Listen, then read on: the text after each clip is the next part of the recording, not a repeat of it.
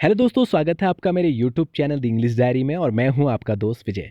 आज मैं एक बार फिर से बात करने जा रहा हूं उत्तराखंड की शिक्षा जगत से संबंधित एक बहुत ही बेहद बुरी खबर के बारे में, जो कि उत्तराखंड की स्कूली शिक्षा जो है इस वक्त उसका पिछड़ा हुआ रूप हमें देखने को मिला है। स्कूली शिक्षा में पिछड़ा उत्तराखंड।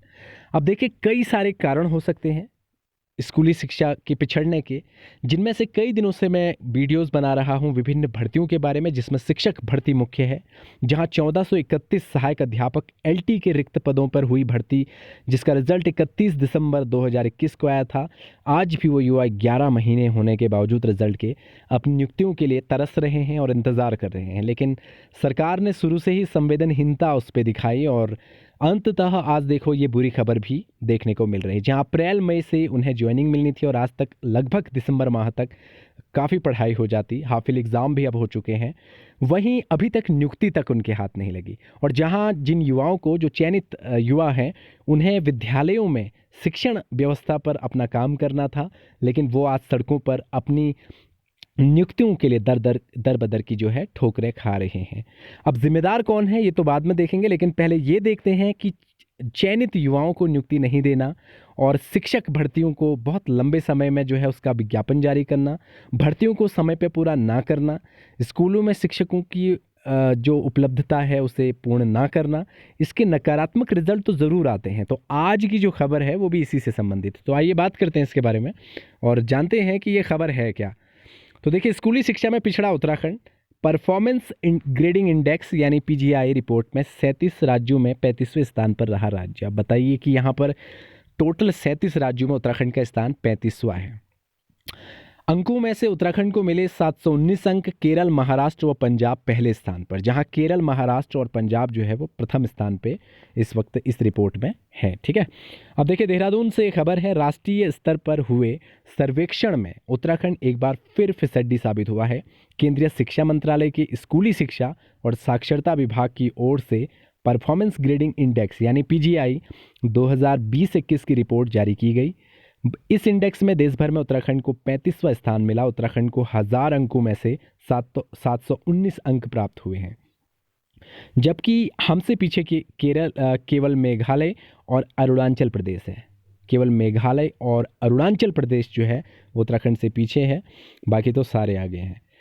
मंत्रालय की ओर से बृहस्पतिवार को जारी सूची में केरल, महाराष्ट्र और पंजाब 1000 अंकों के स्कोर में 928 अंक पाकर पहले, उन 937 अंकों के साथ चंडीगढ़ दूसरे, 903 अंकों के साथ गुजरात तीसरे नंबर पर रहा। यानी यहाँ पर केरल, महाराष्ट्र और पंजाब प्रथम स्थान पर हैं और चंडीगढ़ दूसरे पे और गुजरात तीसरे पे। जिला और राज्य स्तर पर स्कूली शिक्षा का आकलन करती और रिपोर्ट बताती है कि बीते 4 वर्षों में उत्तराखंड में स्कूली शिक्षा का स्तर कभी भी ऊपर नहीं उठ पाया है। अब देखिए, यहाँ पर नहीं उठने का रीज़न यही है क्योंकि शिक्षक ही स्कूलों में नहीं है। अब आप खुद ही देखिए कि जहाँ बेसिक शिक्षा यानी प्राइमरी टीचर्स की जो वैकेंसी है, जो 2500 की आई हुई थी, वो कोर्ट में लंबित है। लंबे समय से उस पर विभिन्न प्रकार के मुद्दे चल रहे हैं। वहीं चयनित एलटी ग्रेड टीचर्स लगभग 11 माह से अपनी नियुक्तियों का इंतजार कर रहे हैं, उन्हें नियुक्तियां नहीं दी गई, भर्ती को लटकाया गया है और युवा अपनी नियुक्ति के लिए परेशान है। विद्यालयों में शिक्षक है नहीं, बच्चों की पढ़ाई जो है वो इस वक्त हो नहीं पा रही है। तो स्थिति तो यही होगी।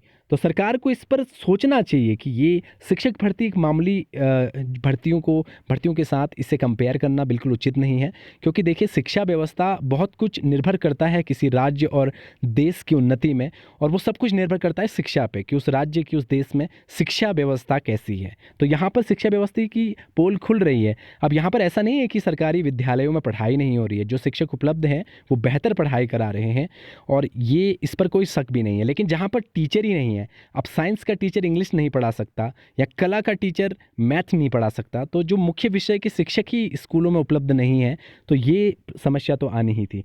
आगे देखिए, वर्ष 2019-20 में 752 अंकों के बाद वर्ष 2020-21 में यह स्कोर 33 अंक लुढ़क कर 719 पर आ पहुंचा है।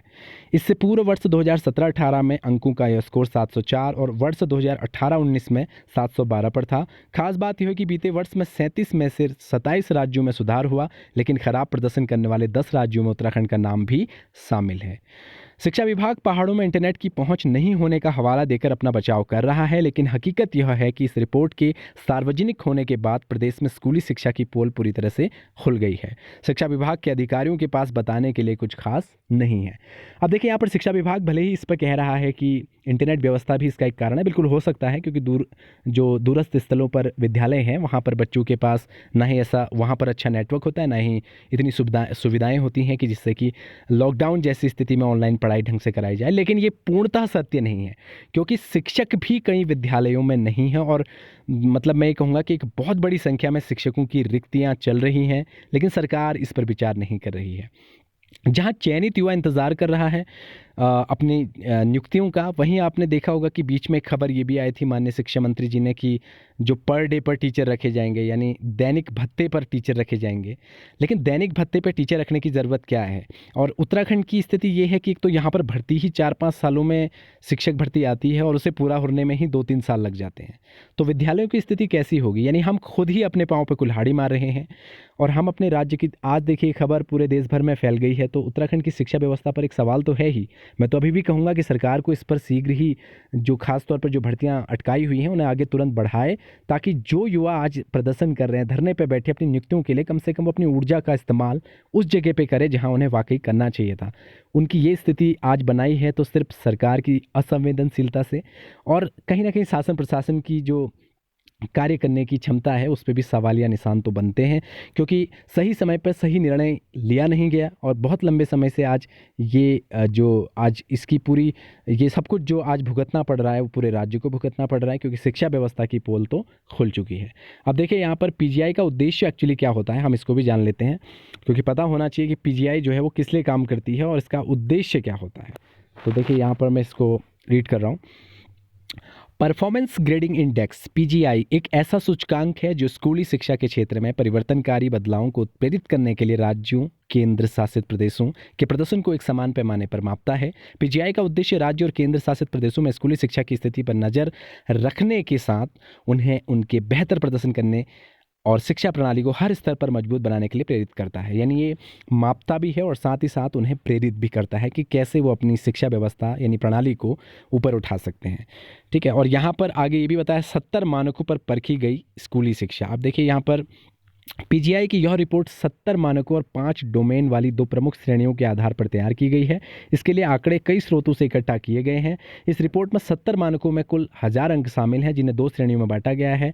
इन श्रेणियों को आगे 5 डोमेन में विभाजित किया गया है। इन डोमेन में एक में लर्निंग आउटकम एंड क्वालिटी के लिए 9 मानकों में 180 अंक, डोमेन 2 में एक्सेस के 8 अंक मानकों में 80 अंक, डोमेन 3 में इंफ्रास्ट्रक्चर और सुविधाओं के लिए 11 मानकों में 150 अंक, डोमेन 4 में एक्टिविटी के लिए 16 मानकों में 230 अंक, कुल 640 अंक रखे गए हैं। इसके अलावा दूसरी श्रेणी सुशासन प्रबंधन में 26 मानकों में 360 अंकों को शामिल किया गया है।